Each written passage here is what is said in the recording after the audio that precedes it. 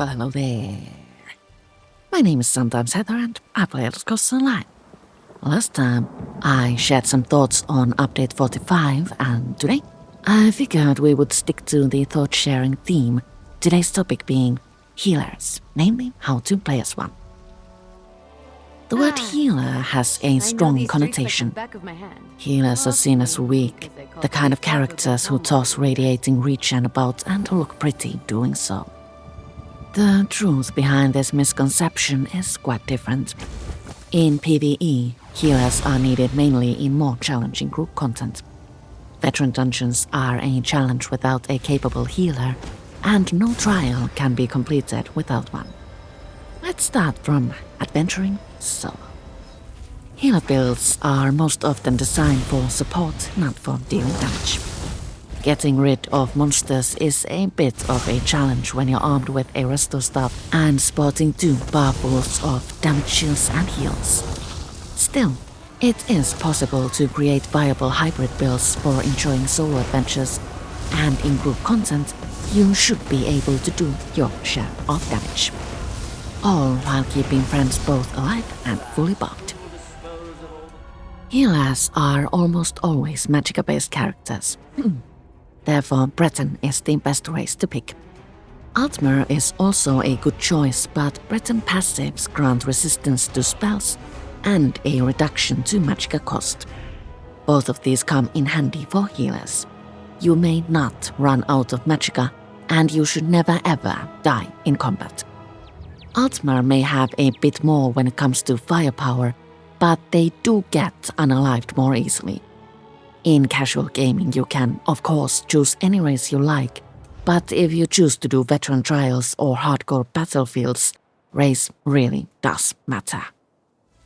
As Magicka characters, healers should choose staff weapons, restoration staff being their main weapon. Backup weapon can be a lightning staff, especially in casual content and solo play. This helps keep Magicka full, as restore staff heavy attacks restore Magicka.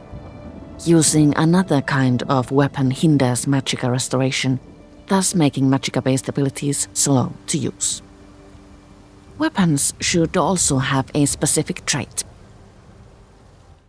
Where damage dealers often go for Nirnhold, healers should opt for charged to get the most out of status effects, infused to make weapons more effective, powered to make heals more effective, or precise to boost critical damage and critical healing. I would personally choose a weapon trait to fit your build. If your build relies on critical healing, it might not be a good idea to go for the charge trait for weapons. Enchantments can also make a huge difference to efficiency. I would personally go for either absorb Magicka or absorb health, depending on how good my character is at staying alive. And speaking of health, I like to play as a stage 4 vampire, but if you're a healer, don't do that. Armor is another important point. Damage dealers depend on gear that gives a boost to weapon and spell damage and offensive penetration, but that might not work for healers. Light armor seems to work best for healers. The light armor passives give a boost to magic recovery, spell resistance, and physical and spell penetration. The passives also reduce the effectiveness of snares. There are a lot of sets that are suitable for healers. I like Prayer Shawl due to it proccing damage shields so easily, but I wouldn't recommend it outside solo play. For group content, you should choose sets that boost healing done by granting the minor mending status effect, or have a resource restoring or status effect granting perk that affects your group instead of a single target, such as yourself. If you're just starting out as a healer, armor sets aren't that important. You can focus on critical chance or choose perks that heal, whatever you prefer. But if you choose to do trials, you will need sets that drop from trials. Spell Power Cure from White Gold Tower is an excellent healer set, and so is Vestments of Orim. For immersion-seeking vampire solo healers, I would recommend Hollowfang Thirst paired with, say, Macabre Vintage. Together, this would create a bloody mess that both heals and deals quite a bit of damage.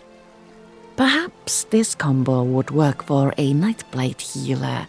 Should we try that at some point? But I digress. Class determines your healing style even more than weapons and gear. Each class has their own unique abilities, and while some have more than others when it comes to healing, each of them has the potential to become a powerful master of restoration. Warden and Templar are the best classes, naturally, for endgame healers, so if you choose trials, you should go for either Warden or Templar. In more casual play, other classes can also make fun healers. Should we try a solo necro healer at some point? What do you say? Choosing the best combo of abilities is a huge challenge. You will need a direct heal, something that can be tossed at a friend whose health is quickly fading. I would also choose an area of effectability that leaves a restorative circle on the ground. These can be tricky to use though. Friends won't have time to find them, so you will need to cast these directly under your tanks and DDs, not randomly. And you might also want to stand in them yourself. Could get crowded. Damage shields also come in handy. They reduce damage taken and thus help your friends stay alive. You should also be ready to buff your friends. They will need a boost to damage done and resource recovery. And while you're at it, enemies could use some status effects too. Playing as a healer has a lot of moving parts, and when something goes wrong, we all know who gets yelled at. The frail-looking thing with the resto star. Let's end with a look at champion points. Craft stars don't have a huge effect on your healer build, but there is one thing that healers will benefit from. There is the Soul Reservoir Star, which grants a chance to not consume a soul gem when resurrecting a player. As a healer, you are required to resurrect fallen players. This requires soul gems, and running out of them is quite inconvenient. Soul Reservoir helps with that. In Warfare, we find more useful stars. Everything in the Mastered Curation constellation is pretty useful, especially the Blessed passive. Salve of Renewal is pretty interesting, and Hope Infusion and From the Brink also sound quite useful. Everything in the healer wing in Warfare makes me wish we could equip more active stars.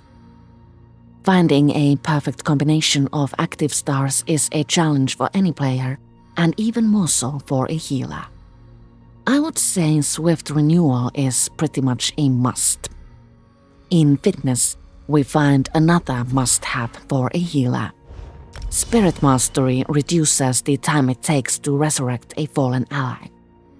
Bastion might also be a good choice, since it increases the effectiveness of damage shields. All in all, I would say that the healer is the most difficult role to play. You will need to protect friends, being able to provide them with status effects that help them be more efficient killing machines, resurrect them when they fall, and do your share of damage while making certain everyone stays alive. This requires extensive knowledge of dungeon and trial mechanics, along with understanding of other roles and the abilities DDs and tanks might use. A good healer is invisible to others, while every mistake you make stands out like a sore thumb. Still, playing as a healer is unbelievably rewarding, and I think we all understand their value. I hope you've enjoyed this video. Next time, I thought I might show you a hybrid Sorg named LCP. Thank you so much for watching, and I'll see you all later.